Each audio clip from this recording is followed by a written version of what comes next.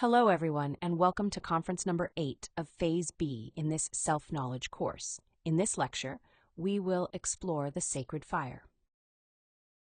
The objective of this conference is to help us understand what the sacred fire is and to recognize the steps or requirements needed for the sacred fire of Kundalini to awaken within us so that we may enter the path of initiation. The Kundalini serpent is the solar fire contained within our seminal atoms, the radiant electronic substance of the sun, which, when released, transforms us into gods. To truly understand what the sacred fire is and the power it holds, it is helpful to recognize that this same fire exists fully developed within all awakened and self-conscious beings who form the army of the voice. The army of the voice, also known as the army of the word, is fire. This living fire, this conscious and philosophical fire that fertilizes chaotic matter, is what we call the cosmic Christ, the Logos, the Great Word. In Conference 28 of Phase A, when we studied the universal and individual Christ, we explained that the Great Word through which all things were made, that was with God and that was God, is the universal Christ. This cosmic Christ is formed by all beings who have achieved the full development of their inner Christ, becoming creator gods and forming part of that Great Word, that Logos, that creative fire. We must also understand that as divine essences in the process of development, we are all potential gods. Within us lies the seed of divinity, and by developing it, we can awaken our individual Christ, becoming a living manifestation of God. These gods are responsible for creating and governing all that exists in the universe. Through fire, they create, and through fire, they also destroy. For this reason, they must learn to channel and express that inner fire, which is the great Logos. For the Logos to manifest, for it to come into expression, the one must unfold into the two. Thus, in order to create these divine beings who are androgynous and contain within themselves both positive and negative forces, the masculine and feminine principles must divide the one into two, the father into the mother. From the union of these two opposites, a third force is born, which is fire. This fire is the Logos, the Christ, the word that makes the existence of the universe possible at the dawn of any creation. Fire, the Christ, is that which always is, always has been, and always will be.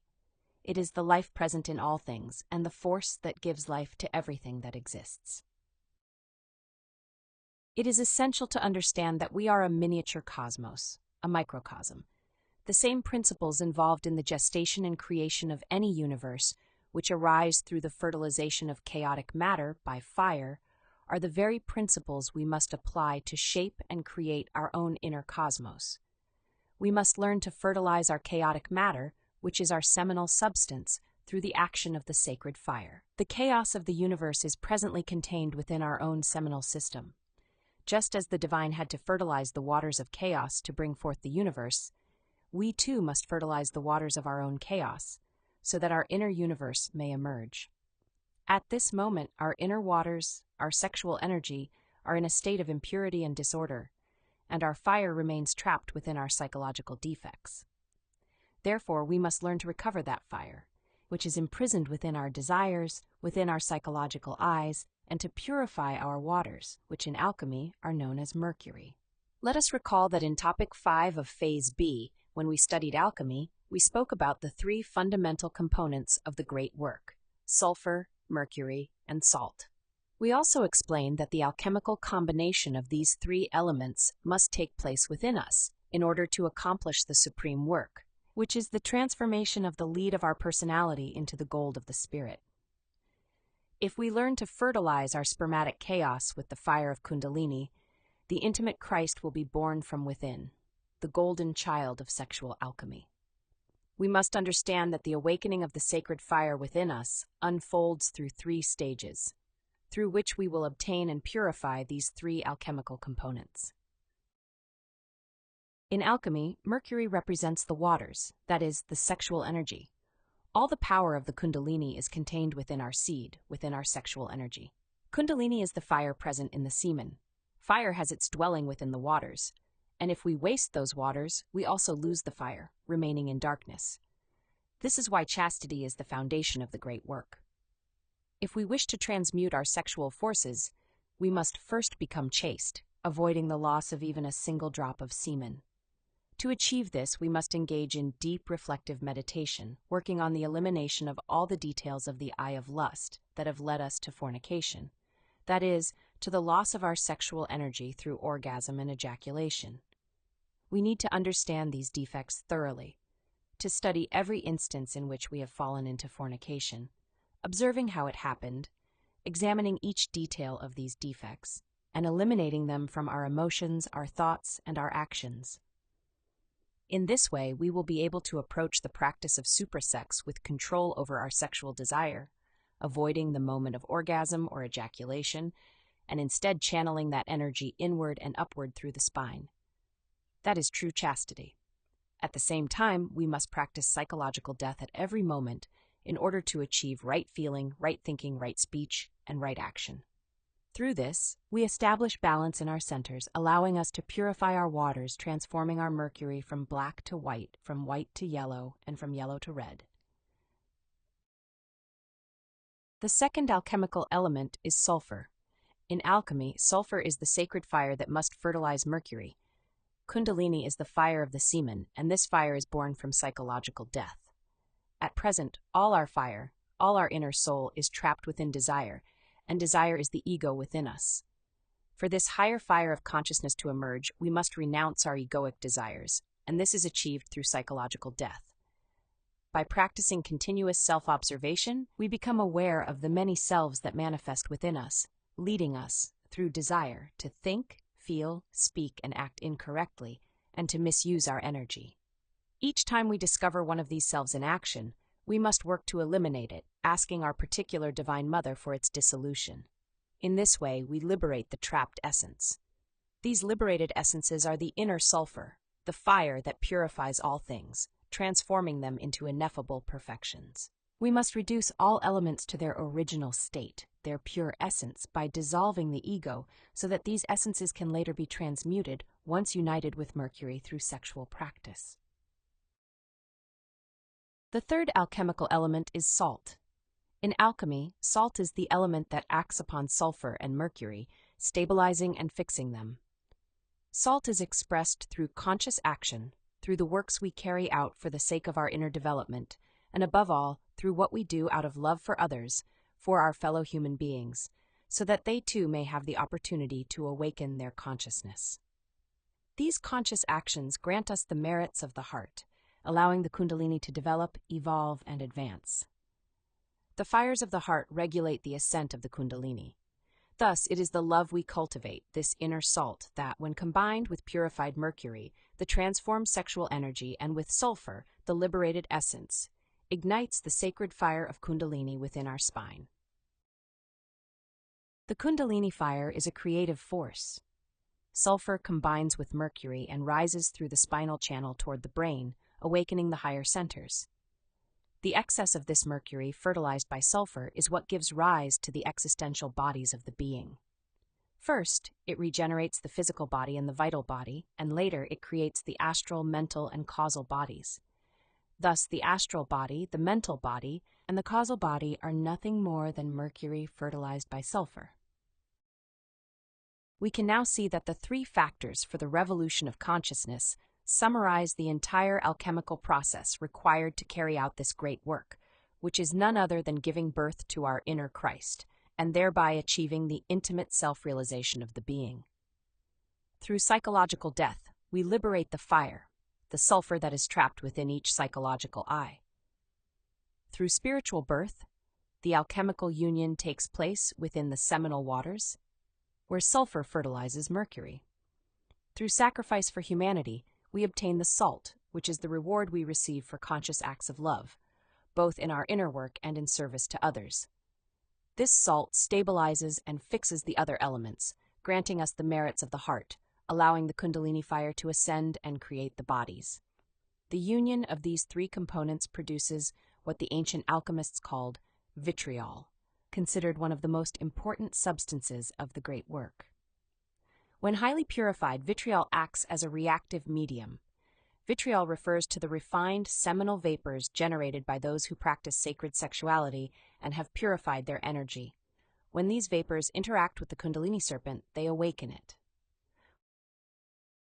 We must understand that at the base of our spine lies the Kundalini serpent, dormant, coiled 3.5 times upon itself. Ancient teachings state that the lower opening of the spinal canal in ordinary individuals remains completely sealed. This opening is known as the Triveni, the point within the Sushumna where Ida and Pingala intersect.